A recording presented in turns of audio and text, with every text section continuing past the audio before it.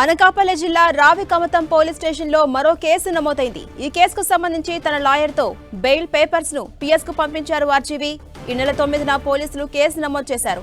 నిన్న రావికమతం పిఎస్ కు హాజరు కావాల్సిన ఆర్జీవీ బెయిల్ పేపర్స్ ను పోలీస్ స్టేషన్ కు లాయర్తో పంపించారు.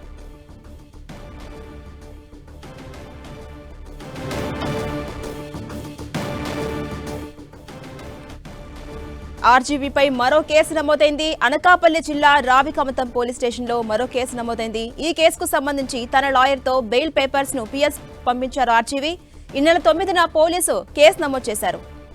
నిన్న రావికమతం పిఎస్ కు హాజరు కావాల్సి ఉన్నప్పటికీ బెయిల్ పేపర్స్ ను ఆర్జీవీ పోలీస్ స్టేషన్ కు తమ లాయర్తో పంపించారు. ఇక దీనికి సంబంధించి అప్డేట్స్ మా ప్రతినిధి జార్జ్ అందిస్తారు. జార్జ్,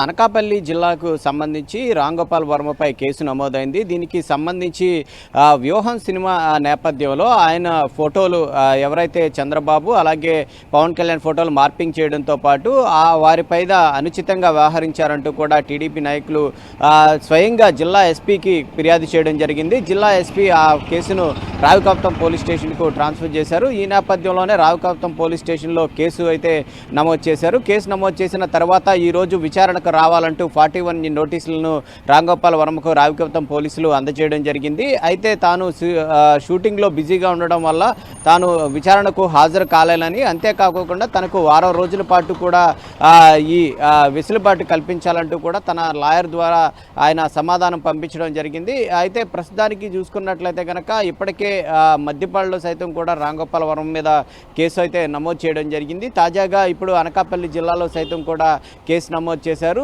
ముఖ్యంగా చూసుకున్నట్లయితే కనుక సోషల్ మీడియాలో ఫోటోలు మార్పింగ్ చేసి అనుచితంగా వ్యవహరించడంతో పాటు వాళ్ళ మనోభావాలను దెబ్బతినే విధంగా, అంటే తమ నాయకుల మనోభావాలను దెబ్బతీసే విధంగా ఆర్జీవీ వ్యవహరించారంటూ కూడా ప్రస్తుతానికైతే కేసును అయితే నమోదు చేశారు. రావికమతం పోలీసులు ఖచ్చితంగా విచారణకు హాజరు కావాల్సిందేనంటూ నోటీసులు ఇవ్వడానికి హైదరాబాద్ సైతం కూడా వెళ్ళడం జరిగింది. ఈ నేపథ్యంలోనే ఆయన అందుబాటులో లేకపోవడం, అంతేకాకుండా తన లాయర్ ద్వారా నోటీసులను సైతం కూడా పోలీసులకు అందజేశారు.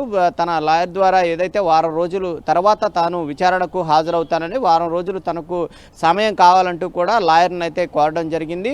అయితే ఇప్పటికే చూసుకున్నట్లయితే కనుక విశాఖ జిల్లా వ్యాప్తంగాను అటు అనకాపల్లి జిల్లా వ్యాప్తంగా సైతం కూడా ఈ సోషల్ మీడియాలో అసభ్యంగా ప్రవర్తించడంతో పాటు తమ నాయకులను ఎవరైతే కించపరిచారో వారందరి మీద కూడా ఇప్పటికే కేసులు అనేవి నమోదు చేస్తూ ఉన్నారు. ఇప్పటికే చూసుకున్నట్లయితే కనుక ఇటు లా విద్యార్థిని సైతం కూడా కొడాలి నాని మీద అయితే కేసు అయితే నమోదు చేయడం జరిగింది. అయితే తాజాగా ఇటు జిల్లా నాయకులు ఎవరైతే టీడీపీకి చెందిన నేతలు ఎవరైతే ఉన్నారో వారందరూ సైతం కూడా ఆర్జీవీ మీద అయితే కేసు అనేది ఫైల్ చేశారు. ప్రస్తుతానికి ఆయన విచారణకు వారం రోజుల తర్వాత హాజరవుతారా లేదా అనేది కూడా తెలియాల్సి ఉంది. ఎందుకంటే ఇప్పటికే చూసుకున్నట్లయితే కనుక మద్దిపాడు పోలీసులు పిఎస్లో కేసు నమోదు చేసిన తర్వాత విచారణకు హాజరు కావాలంటూ ఆయనకు వివరణ కోరడం జరిగింది. అయితే ఈ నేపథ్యంలో 3rd డిగ్రీ ప్రయోగించే అవకాశం ఉందంటూ కూడా ఇప్పటికే ఆయన హైకోర్టును ఆశ్రయించడం, అంతేకాకుండా ఆయన ఒక పిల్లిని సైతం కూడా క్యాష్ పిటిషన్ కూడా వేసిన నేపథ్యంలో దాన్ని కూడా హైకోర్టు కొట్టివేయడం జరిగింది. ఈ నేపథ్యంలో ఇప్పుడు ఈ కేసు నమోదైన తర్వాత రాంగోపాల్ వర్మ ఏం చేస్తారనే దాని మీద కూడా